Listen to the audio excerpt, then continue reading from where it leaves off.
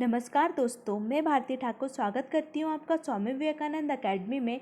और आज हम हमारे 4th लेक्चर को स्टार्ट करने वाले हैं वैदिक काल। तो चलिए इसे शुरू करते हैं। वैदिक संस्कृति। हड़प्पा सभ्यता के पतन के कुछ समय पश्चात वैदिक संस्कृति का प्रारंभ हुआ। वैदिक संस्कृति के निर्माताओं को आर्य माना जाता है। जैसा कि आप सभी को हड़प्पा सभ्यता के बारे में पता है, इसके पतन के बाद वैदिक संस्कृति आई और इसके निर्माता आर्य कहलाए। आर्य संस्कृत भाषा का शब्द है जिसका अर्थ है श्रेष्ठ। आर्य का अर्थ श्रेष्ठ होता है। इस संस्कृति के बारे में संपूर्ण जानकारी वैदिक साहित्य मिलती है। वैदिक साहित्य को श्रुति साहित्य भी बोला जाता है। शुरुआत में आर्यों को लिखना पढ़ना नहीं आता था, तो उनके जो साहित्य थे वह श्रुति के आधार पर ही संरक्षित रखे जाते थे, इसलिए उसे श्रुति साहित्य भी बोलते हैं। वैदिक काल को 2 भागों में बांटा गया है, ऋग्वैदिक काल और उत्तर वैदिक काल। ऋग्वैदिक काल 1500 ईसा पूर्व से 1000 ईसा पूर्व तक माना जाता है और उत्तर वैदिक काल 1000 ईसा पूर्व से 600 ईसा पूर्व तक माना जाता है। चलिए अब हम आगे बढ़ते हैं। वैदिक साहित्य। वैदिक साहित्य को हम देखते हैं।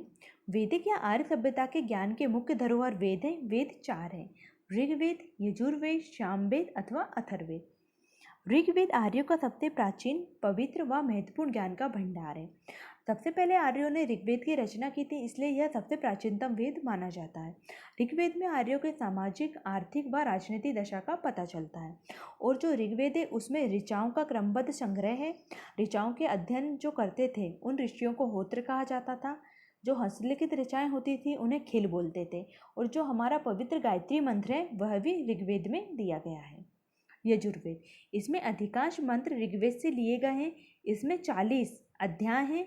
इसमें यज्ञ के मंत्र दिए गए हैं। और जो यजुर्वेद है उसमें सरस्वती पाठ के लिए मंत्र तथा बलि के अनुपालन के नियम भी दिए गए हैं। और जो यजुर्वेद है वह गद्य और पद दोनों में लिखा गया है। सामवेद। शाम का अर्थ होता है गान।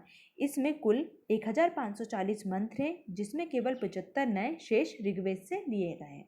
और सामवेद को भारतीय संगीत का जनक भी माना जाता है। अथर्ववेद। यह सबसे आखिरी में लिखा गया वेद है। इसमें कुछ मंत्र सामवेद से लिए गए हैं।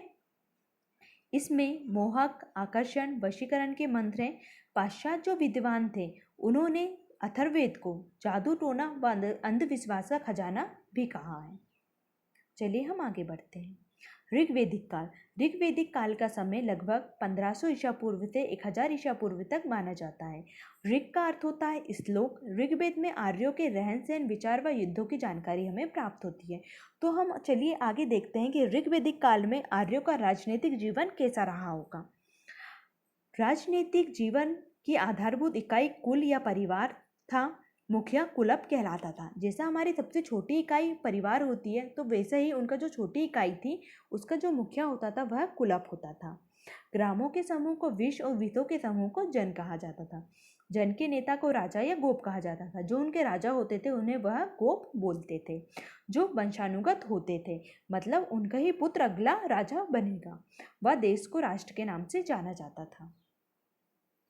ऋग्वैदिक काल में आर्य को सामाजिक जीवन कैसा रहा होगा। जो आर्य थे उनका जो परिवार था वह पितृसत्तात्मक था और मुखिया वयोवृद्ध व्यक्ति हुआ करता था। जो परिवार का सबसे वृद्ध व्यक्ति हुआ करता था वही परिवार का मुखिया होता था और वह पितृसत्तात्मक हुआ करता था। ऋग्वेद काल में समाज में स्त्रियों की उच्च स्थान प्राप्त था। मतलब ऋग्वैदिक काल में स्त्रियों की काफ़ी अच्छी दशा थी, उनका उच्च स्थान प्राप्त था और उन्हें शिक्षा प्रदान की जाती थी। वैदिक समाज में 4 वर्ण थे: ब्राह्मण, राजन, वैश्य, शूद्र। यह वर्ण विभाजन कर्म पर आधारित था। जैसा कि अगर कोई ब्राह्मण था, पूजा पाठ करता था, तो वह ब्राह्मण होता था। कोई क्षत्रिय होता था, जो व्यापार करता था वह वैश्य होता था। वह जो कृषि व अन्य कार्य किया करता था वो शूद्र होते थे। तो ये कर्म के आधार पर वर्ण का विभाजन किया गया था। जबकि जन्म पर अपनी योग्यता और सामर्थ्य के अनुसार लोग अपना वर्ण भी बदल सकते थे। जैसे कि जन्म व योग्यता के आधार पर भी अपना वर्ण बदल सकते थे। जिसकी जो योग्यता होती थी वह वो वर्ण धारण कर सकता था। आर्थिक जीवन। वैदिक सभ्यता ग्रामीण सभ्यता थी। जो वैदिक सभ्यता थी वह शहरी ना होकर ग्रामीण सभ्यता थी। वह कबीलों में रहा करते थे, छोटे छोटे ग्राम बनाकर रहा करते थे और उनका मुख्य व्यवसाय कृषि हुआ करता था और पशुपालन हुआ करता था। और जो व्यापारी होते थे उसे पणी कहा जाता था। गायों के हिसाब से वस्तु का मूल्य निर्धारित किया जाता था। मतलब वह व्यापार के लिए गायों का उपयोग किया करते थे। वैदिक काल में विज्ञान व कला कैसी हुआ करती थी। आर्य चिकित्सा विज्ञान, ज्योतिष विज्ञान व खगोल विज्ञान से परिचित थे। मतलब जो आर्य थे वह ज्योतिष विज्ञान का भी उन्हें ज्ञान था, चिकित्सा विज्ञान का भी ज्ञान था, खगोल शास्त्र का भी उन्हें ज्ञान हुआ करता था। जड़ी एवं बूटियों का प्रयोग चिकित्सा विज्ञान के लिए उपयोग किया करते थे। जो आयुर्वेद है हमारा, वह भी आर्य यूज किया करते थे। धार्मिक जीवन, धर्म तथा अध्यात्म के क्षेत्र में आर्यों ने सामाजिक उन्नति की थी। मतलब वह बहुत अधिक धार्मिक हुआ करते थे। प्राकृतिक देवी देवताओं, सूर्य, चंद्र, आकाश, ग्रह, नक्षत्र, अग्नि, वायु, वर्षा, पृथ्वी आदि की स्तुति करते थे। यज्ञ से देवी देवताओं को प्रसन्न किया करते थे। आर्यों के समय में बहुत बड़े बड़े यज्ञ हुआ करते थे और उनका मानना यह था कि यज्ञ से भगवान प्रसन्न होते हैं। वैदिक काल, वैदिक काल 1000 ईसा पूर्व से 600 ईसा पूर्व काल तक माना जाता है। इस काल का इतिहास ग्रंथों पर आधारित है। उत्तर वैदिक काल में 3 अन्य वेद तथा ब्राह्मण ग्रंथों की रचना की गई थी। जो हमारा उत्तर वैदिक काल है उसमें जो 3 वेद है हमारे यजुर्वेद, सामवेद तथा अथर्ववेद की रचना हुई थी, वह अन्य ब्राह्मण ग्रंथों की रचना की गई थी और यह ग्रंथों के आधार पर ही इसका इतिहास जाना जाता है। उत्तर वैदिक काल में आर्यों का राजनीतिक जीवन कैसा रहा होगा। इस काल में राजतंत्र प्रचलित था। मतलब उत्तर वैदिक काल तक आते आते राजतंत्र आ गया था। राजा साम्राज्य का अधिकारी व न्यायाधीश होता था।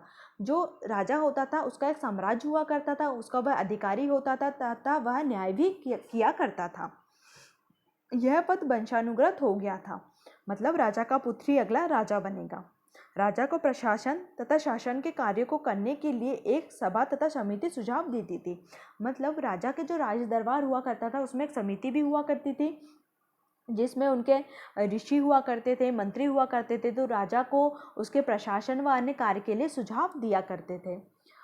उत्तर वैदिक काल में आर्यों का सामाजिक जीवन कैसा रहा होगा। इस काल में वर्ण व्यवस्था वंशानुगत हो गई थी। मतलब उत्तर वैदिक काल तक आते आते जो वर्ण व्यवस्था थी वह वंशानुगत हो गई थी। मतलब ब्राह्मण का पुत्र ब्राह्मण ही रहेगा, शूद्र का पुत्र शूद्र ही रहेगा, क्षत्रिय का पुत्र क्षत्रिय रहेगा, तो यह वंशानुगत हो गई थी। जीवन को 4 भाग में क्रमशः और जो व्यक्ति का जीवन था वह 4 भागों में बांट दिया गया था। ब्रह्मचर्य, गृहस्थ, वानप्रस्थ और संन्यास।